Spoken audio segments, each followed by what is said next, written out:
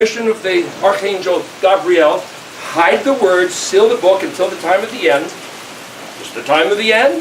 The word end, kufzadi, the word yod kufzadi means wake up. Like the JW newsletter, wake up, awake. Hide the words and seal the book until who wakes up? Jeremiah 31, Ephraim. Come back to the words of the Torah, to eat the food at the Father's table. What food? These matters that are in the Hebrew alphabet. When Ephraim chooses to wake up and come back to the words of HaTorah, which is Abba's provision, the provision of El Shaddai is in this language. Thank you, Brother Yehuda, for retaining the truth of these letters. Now, the interpretation of these letters, that's a different matter, subject to discussion in Midrash.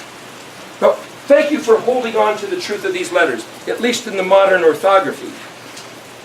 I believe Daniel was commissioned to change the orthography from the Paleo to the modern, otherwise known as square block, Aramaic, Chaldean flame letters, because the angel told him to, because Yahweh said, hide my treasure until they choose to wake up. And then there was imposed a 2,730-year curse, which is Leviticus 26 plus Ezekiel 4, just for the record, bringing us to 2010, and here we are, 2017. With all legal right to have access to these words once again, and to come back. Come back to what? If this letter Yod represents the hand of the Creator of the heavens and the earth, who identified himself by these four letters, Hey is an expression of that Creator. So when you read Hebrew words, this letter follows this letter on purpose.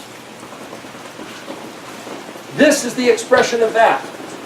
What that we can say what is it that's the expression of the Creator of the heavens and the earth? What is it? Anybody? I would say it's the Torah. The Torah is the expression of the Creator of the heavens and the earth, whose hand wrote it himself and said, here, this. So here's two voices of his identity.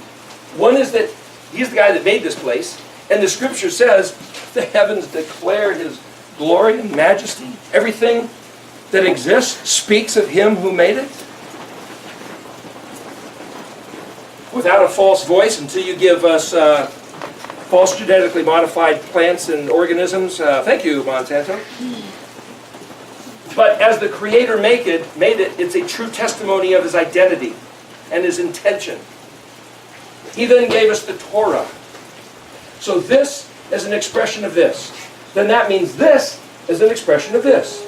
Now, this is a man, if it's number 6, unless somebody doesn't want to believe that number 6 is some kind of equivalent for man. But here's a little bit of logic, because there's no Bible verse that says man is the number 6 or is the letter Vav, but the Vav is a connector. If you look at man versus woman, man has the connector. If you look at man's job as priest, Cohen, between the matters of heaven and the matters of earth, and he's the connector like the high priest, man's the connector. Which man is the connector who himself is the embodiment of the Torah?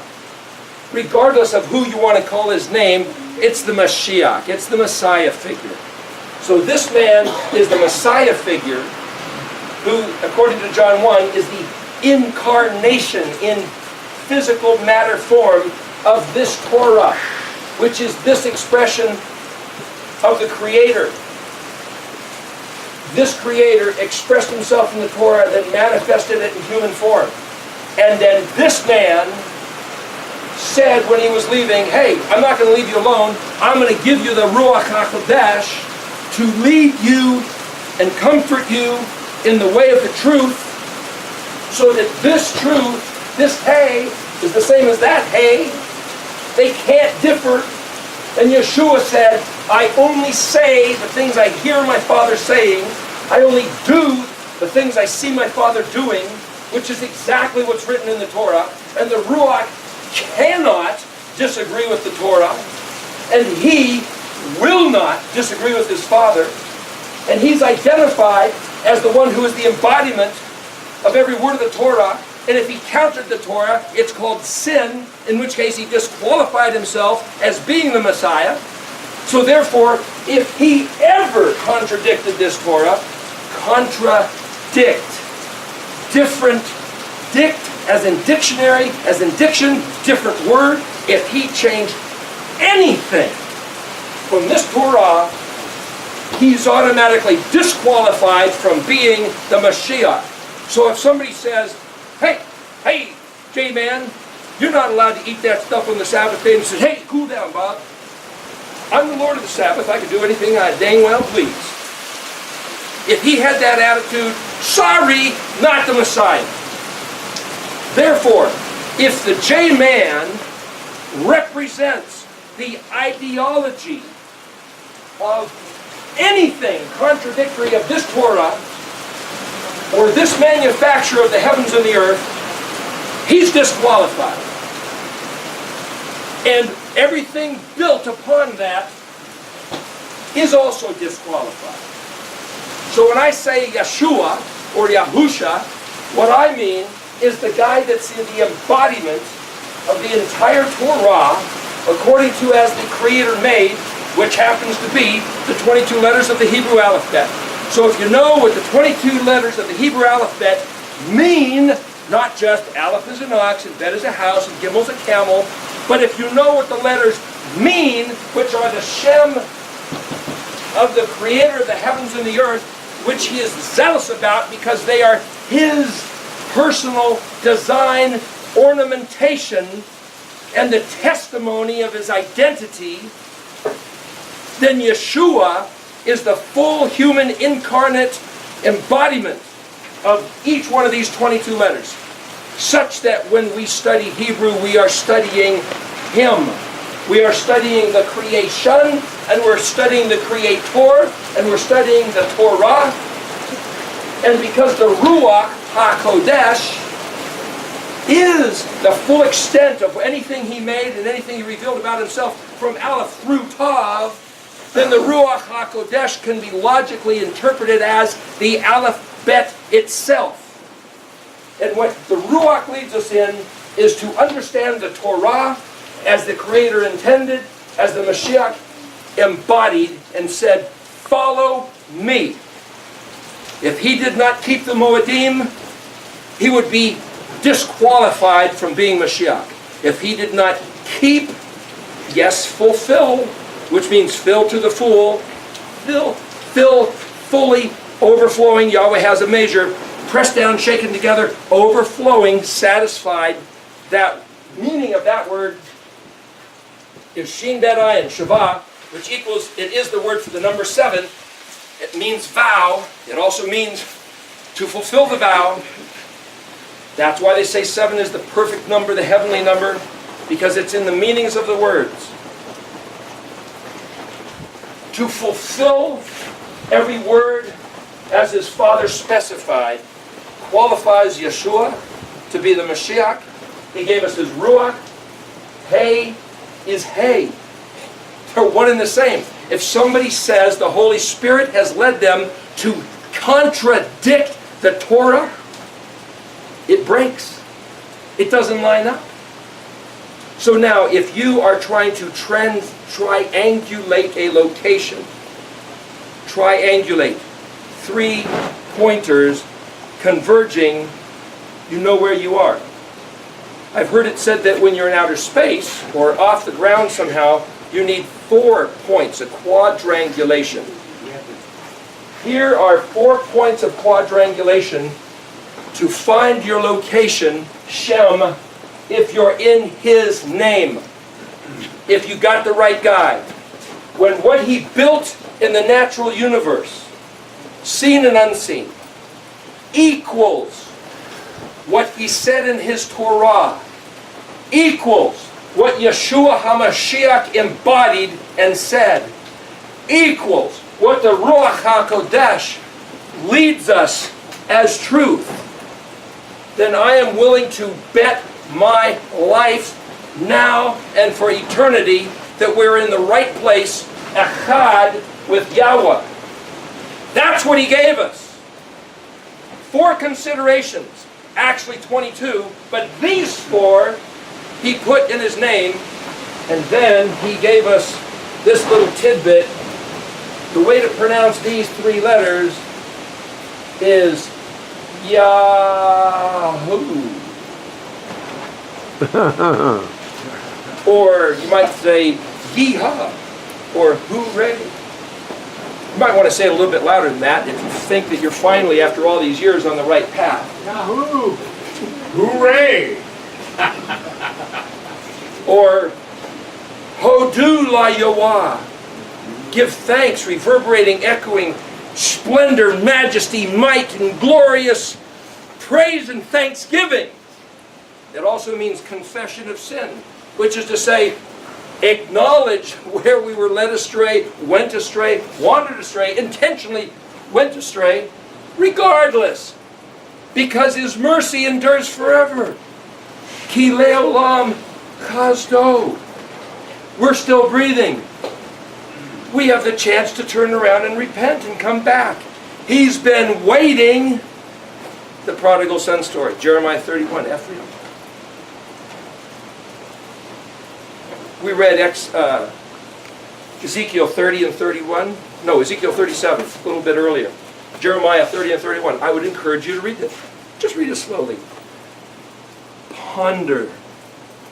Jeremiah 30 and 31. Ezekiel 37. Hasn't happened yet. He promised to bring us back to the land that he gave to our forefathers. Hasn't happened yet. So this can't be the end of the world.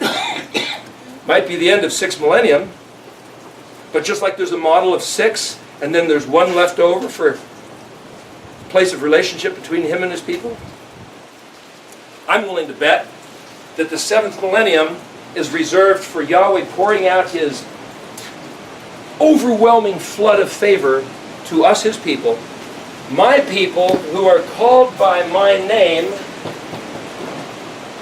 who humble themselves, pray, seek my face, turn from their wicked ways. He will be with us during that last millennium. That's a different story than any I ever heard through my whole life. It's not the tribulation, it's not the Antichrist, it's not the beast. As a matter of fact, I can look back in the same verses that have been used in the English language to tell us that we will lose, we'll be conquered, we'll be chewed up by the beast in Daniel 9 and spit out and ripped apart with iron claws and iron teeth and copper claws. Those same words can be read looking at the pictographs exactly the opposite. That beast can't hurt us. But you know the other way to read that? Is that it's through bad translations that they destroy us. Imagine that.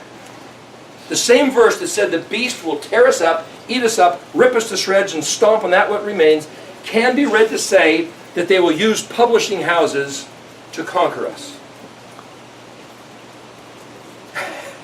How do you conquer that? The word of truth. He gave us Yod He Vav He as is Shem Zakar. David saw something in it, and there's something after 2,300 years of being lied to through the Greek and the Latin and the English that we now, thank you Yahweh, have his word opened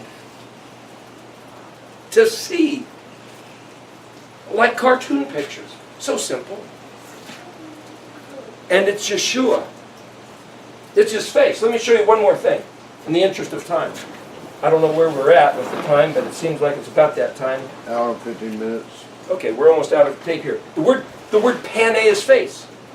Pe, nun, yod. Pictographically, pe is a mouth. It means that which opens. Pe means mouth, but it doesn't have to be a mouth. It can be anything that opens. Understanding opens. Birds open their wing. Anything that opens is a pe. Nun is something that jumps out. Well, in the alphabetic sequence, Mem is water, and they say that Nun is a fish. No, not necessarily, really. Dag is actually, don't gallop, that's a fish. But the word Nun is something that jumps out of the water. Because Nun jumps out of the thing, of its environment. So if this is a mouth which open, what is it that jumps out of a mouth? Maybe a tongue, but what else? Words! Hey, imagine that. So if words that jump out of a mouth, Yod as a suffix literally means my, but Yod is also a hand that grabs and makes something happen. It's a working hand. So, if words jump out of your mouth and make something happen, why, that's a picture of Genesis 1. Yahweh spoke, and the heavens and earth were created. That's the embedded message in the word pane, which means face.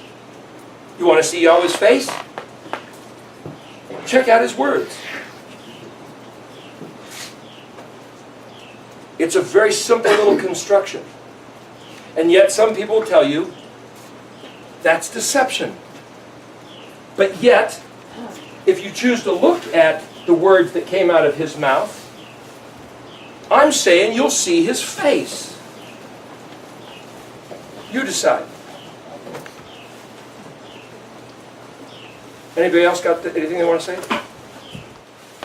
Yes, sir. Brilliant teacher. Brilliant teacher. Great Hebrew. I like it. I got a question, though. Is your first language Hebrew? No, I was brought up in America. I speak English. So you started off with an English Bible, correct? Yep. Why do you call it garbage that led you here? Why do you call it garbage that led you here? It led all of us.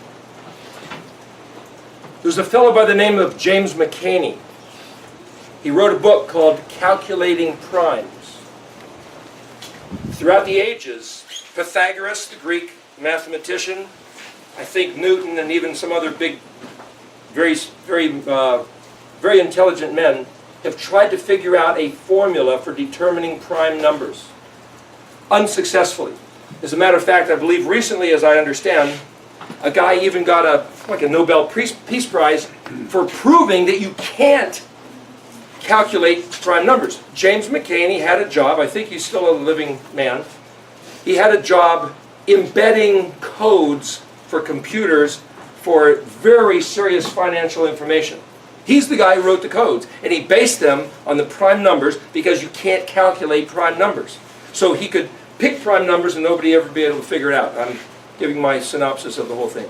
Well, he wrote a book called Calculating Primes because one day he figured out how to calculate primes. Very simple. And this book tells about it. Just a little paperback book. And this is the way it works. A prime number can only be divided by itself in 1. So a prime number, it would be 3, but not 4, because 4 is 2 times 2. It would be 5, not 6, because that's 2 times 3. It would be 7, but not 8, not 9, not 10. It would be 11. Okay, those are prime numbers. Those are easy when you have little numbers, but when you get big, long numbers, how do you figure out what can be? But what he said was this. You take this one formula and you use it as a stepping stone to determine possible primes, and then you get to a certain number, I think the number was 49, and you land on that, and you go, wait a minute, that's not a prime number, I must have the wrong formula. So you go back and you scratch your head, and this happened now for like 3,000 years. And they go back, and they must figure out another formula. Another guy gives it a shot, boom, boom, rats. I know that's not a prime number. And he goes back. What James McCaney found is you have to apply the first formula, step on this one as a stepping stone, which you know is not true, to get to this one, and then you turn around and you apply a second formula, which erases what he calls the false primes. And it works every time. So here's my point. When I say there's something of garbage, I do not mean to say that the English version of the Bible is worthless or a complete lie. If you want to hold me exactly, let me put it this way. In Oregon, where I live, you take your garbage to the recycling center and you can probably reprocess everything and have virtually nothing which is worthless left. but it's not what it appears. It's not useful for consuming as food. You can recycle plastic, paper, organic material. You can even recycle metal and wood and on and on and on. And there's very little of what we have, but it's all garbage if it's not what we think it is and if we can't eat it with a thing of value.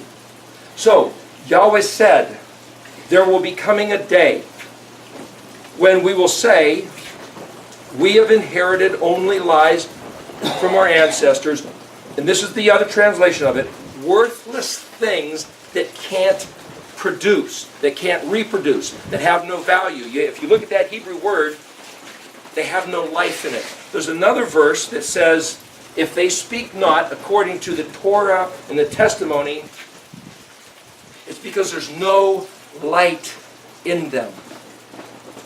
No light. I would classify that, if you're looking for truth, as garbage. Now, if they speak not according to this Torah and testimony, if there's no light, what about all those thousands of beautiful songs? What about all those thousands of sermons and books? No light? Oh, those are harsh words. I'm not even saying that. At least I'm calling it recyclable. I was just asking because where we're from, we don't recycle, and garbage is worthless. Well, where I come from in Oregon, it ain't that way at all. I was just making sure that that's not what you were calling. Just so as you know. Thank you for the clarification. Any other words or comments, or you're free to disagree. Anybody got anything they want to add to this video before the camera runs out of battery? Yeah? Can you repeat the first thing you did before, so I have it on? Does anybody else want to say it? How about if we say it together? It's a very simple thing. I'm going to write it in Hebrew. I'm going to write it in English letters. Because, like I say, it's not only in Psalms 136, it's not only at the dedication of the temple, but it's a couple other places. I have them written down, but you don't have to hurt your voice, but here. Hodu, La, and I'm gonna write it like this, Yahuwah, but you can say whatever you want. If you want to say Hashem, and if you want to say Adonai, and you want to say Lord, that's up to you. Ki Tov, Ki Le Olam. And I write the letter Het as a CX because it's not a CH, it's not a Chanukah. If you take a shovel and you drag it along the gravel on an asphalt road, what sound does it make? Can you imitate? That's it. That's the letter Het. Paleo, it looks like this. Modern letter, it looks like this. And it's pronounced exactly like what you just did. That's the letter sound. And there's more to it, but anyway. Kazdo. Hodu la Yawaki Tov ki leolam kazdo. As I said, that's in every other word of Psalms 136, as well as a few other places. So, I'm not just acting. This is serious. This is really, we're speaking to our Abba Yahweh. Want to do it together? Yes. Hodu la Yahweh ki tov ki leolam kazdo. And it's a song. Hodu la Yahweh ki tov ki leolam chazdo. Hodu la Yahweh ki tov ki leolam chazdo. Hodu, hodu, hodu, hodu, hodu la Yahweh ki tov. Hodu, hodu, hodu, hodu, hodu la Yahweh ki tov. Barry and Bissell do that song. Shalom.